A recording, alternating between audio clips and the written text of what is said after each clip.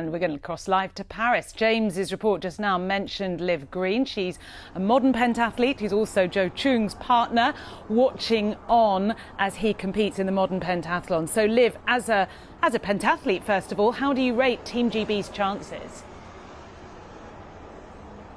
I think Team GB have got a great chance. Obviously, they've got Jo Choong and Kate French, who are the gold medalists from Tokyo. So they couldn't be going with a better team, really. And they've got Kay Bryson and Charlie Brown, who have really showed potential this year and are on form to do well in the next few days. Now, we've just been hearing from Jo, who's clearly unhappy about all the changes that have taken place in the sport. Just tell us what it's like when you have to relearn one of your sports, essentially.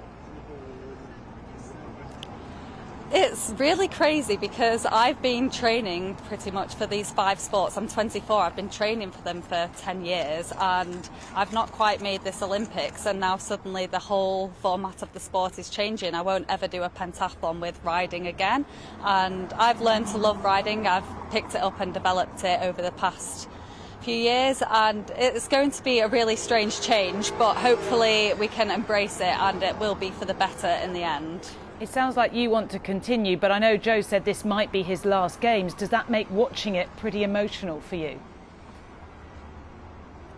Yeah, well, I don't think he's too happy about the change. He was very vocal about keeping the riding in, and he has had 3 Olympics, so it probably will be his time this time. So it's going to be a little bit emotional watching on and seeing him compete possibly at his last Olympics, but hopefully bittersweet in the sense that I can carry it forward.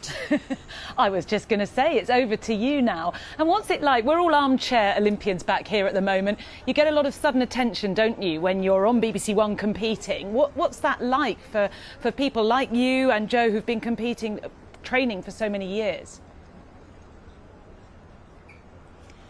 So having the cameras on you and all your friends and family out to support at the games adds a lot of pressure, and it's something that they've had to learn to deal with in training, because obviously the Olympic Games is such a high stake event which you don't really get to experience at all anywhere else. So they've done some replicas in training with sound systems over the speakers to imitate the commentary that's happening. So I think our team are pretty prepared for what's to come, to be honest.